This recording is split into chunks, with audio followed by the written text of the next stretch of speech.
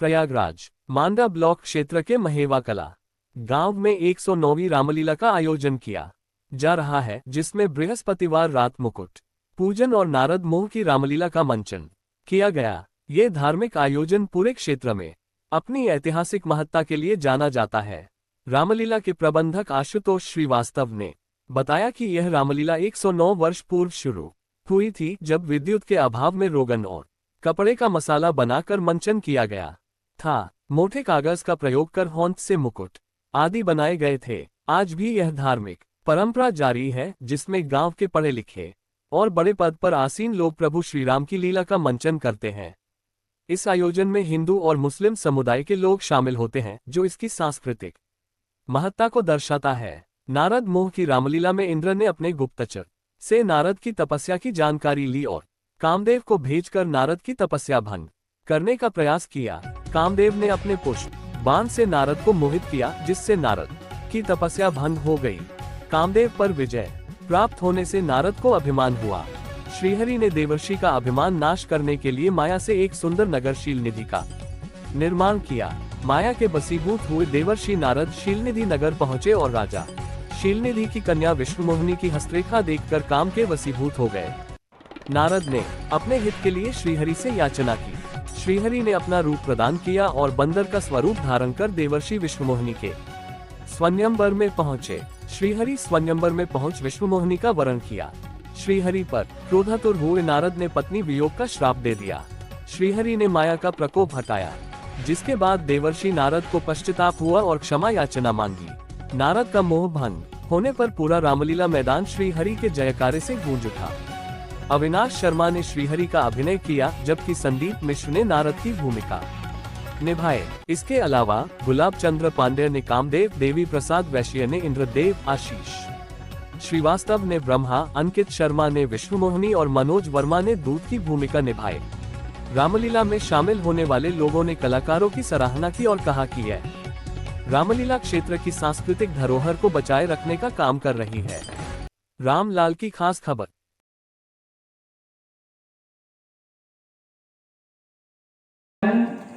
नारद का प्रणाम स्वीकार करें। माता, नारद का प्रणाम स्वीकार करें। हरस उठे, हरस मिले उचिरमानी के तान, बैठे आसन ऋषि ही समेता। बैठिए आए तय मुनिराया, बहुत दिनन मन कीन ही दाया। पाए दरस में परम उलासा, समाचार निधि करहूं प्रकाशा। आइए बताइए देवर्षि, कहां से आना हुआ? भगवान, नारद का तो काम ही है तीनों लोकों का भ्रमण करना और इस चराचर संसार में होने वाली सभी घटनाओं का आदान और प्रदान करना। भगवान, मैं तो विचरण करता ही रहता हूं, लेकिन आज आपके इस क्षीर सागर में आने का जो कारण है वह भगवान ये है। नारद कहे सहित अभिमाना, कृपा तुम्हारे सकल भगवाना। हे नाथ, आज मन मेरा बहुत आह्लादित है, प्रसन्न है और बहुत ही गदगद है। करुणा निधि मन दीख विचारी, गर्भ तरुभारी।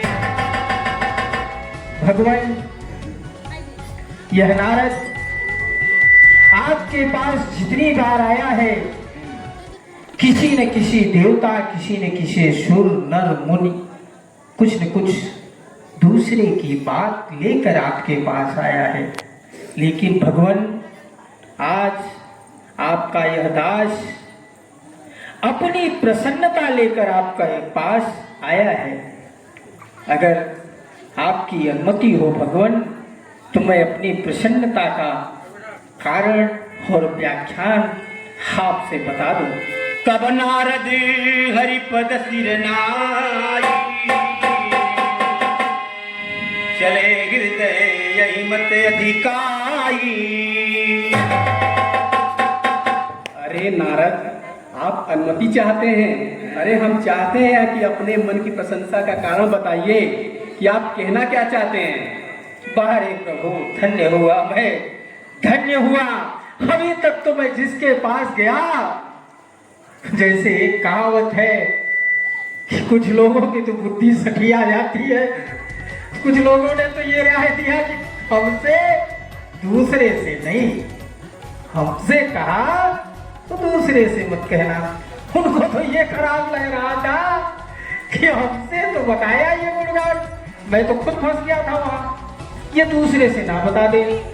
लेकिन आप तो हमारे अंतर मन को जानने वाले हैं नाथ, आपने स्वयं कहा कि वह कारण बताइए।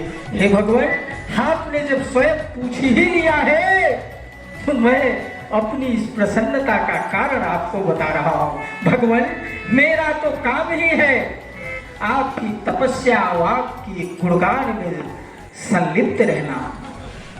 मैं इसी कार्य को करने के लिए तपोवस्थली गया था और आपका सुमिरन करने में मैं मस्त था। हे भगवान, इसी दौरान भगवान बता देना अपनी प्रसन्नता का कारण। हाँ नारद जी, बिल्कुल बताएं। हे भगवान, मैं आपके सुमिरन में जब तल्लीन था, इसी दौरान कामदेव वहां आ गया। भगवान,